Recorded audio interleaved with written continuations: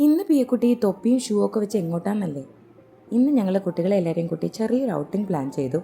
ഒരുപാട് ദൂരത്തേക്കൊന്നുമല്ല, തൊട്ടടുത്തുള്ളൊരു കായലുണ്ട്, പണയക്കിടവ് കായൽ.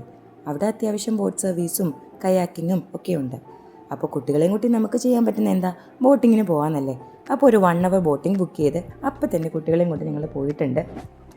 പിയക്കുട്ടിക്ക് പൊതുവെ ഇങ്ങനെ പുറത്ത് പോകാനും ചിൽ ഔട്ട് ചെയ്യാനൊക്കെ ഭയങ്കര ഇഷ്ടമുള്ള ഒരാളാണ്. അതവൾ മാക്സിമം എൻജോയ് ചെയ്യാറുമുണ്ട്. അതുപോലൊരു ദിവസമായിരുന്നു ഇന്നും. കായലിൽ പോയത് അവൾക്ക് ഓർമ്മ വെച്ചതിന് ശേഷം ആദ്യമായിട്ട് അവൾ കായലിലോട്ടൊക്കെ പോകുന്നതും. ആ ബോട്ടിലാണെങ്കിലോ ചെറിയൊരു ബോക്സ് ചെറുതല്ല, അത്യാവശ്യം വലിയൊരു ബോക്സും അതിൽ പാട്ടൊക്കെ ഇട്ട് അവളുടെ വല്യച്ഛനും കൊച്ചച്ഛനും എല്ലാവരുമായിട്ട് അവൾ മാക്സിമം എൻജോയ് ചെയ്യുന്നുണ്ടായിരുന്നു. ഉള്ള കുഞ്ഞുകളിൽ ഏറ്റവും മൂത്തത് ബിയ ആണല്ലോ. അവൾക്ക് 2 വയസ്സ് കഴിഞ്ഞു. ബാക്കി എല്ലാവരും 1 വയസ്സും 1 വയസ്സിന് താഴെയുള്ളവരും ആയതുകൊണ്ട് അവർക്ക് വലിയ എൻജോയ്മെൻ്റ് ഒന്നും ഉണ്ടായില്ല. എങ്കിലും എന്താ പറയുക, ബിയാണ് ഇതിൽ ഏറ്റവും കൂടുതൽ എൻജോയ് ചെയ്തതെന്ന് നമുക്ക് പറയാൻ പറ്റും. പിയക്കുട്ടിയുടെ എൻജോയ്മെൻറ്റും കാര്യങ്ങളൊക്കെ കഴിഞ്ഞപ്പോഴത്തേക്കും റാൽസിയുടെ കുറേ ഫോട്ടോഷൂട്ട്സൊക്കെ ഉണ്ടായിരുന്നു. റാൽസിയുടെ ഫോട്ടോസൊക്കെ ഞാനാണ് എടുത്ത് കൊടുത്തത്. അതുപോലെ റാൽസിയാണ് എൻ്റെ ഫോട്ടോസ് എടുത്ത് തന്നത്. അങ്ങനെ ഞങ്ങൾ കുറച്ച് ഫോട്ടോസൊക്കെ എടുത്ത് കുറച്ച് നേരം അവിടെ ഇരുന്നു. ഇവർക്കുള്ള ഫുഡൊക്കെ കൊണ്ടുപോയിരുന്നു. ആ ഫുഡൊക്കെ കൊടുത്ത് അവരൊക്കെ എൻജോയ് ചെയ്തിരുന്നു. അത് കഴിഞ്ഞ് ഞങ്ങൾ കുറേ നേരം അവിടെ നിന്നിട്ട് കുറച്ച് നേരം അവിടുത്തെ കായലോരം എക്സ്പ്ലോർ ചെയ്ത് തിരിച്ചു വന്നു.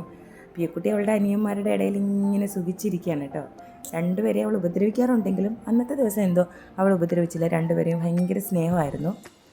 ഞങ്ങളുടെ കുട്ടിക്കാലം പറയുകയാണെങ്കിൽ ഞങ്ങൾ ഒത്തിരിയും കായലിൽ കളിച്ചിട്ടുണ്ട്, കായൽ വാരത്ത് ഇരുന്നിട്ടുണ്ട്, കായൽ വാരത്ത് കിടന്ന് ഉറങ്ങിയിട്ടുണ്ട്.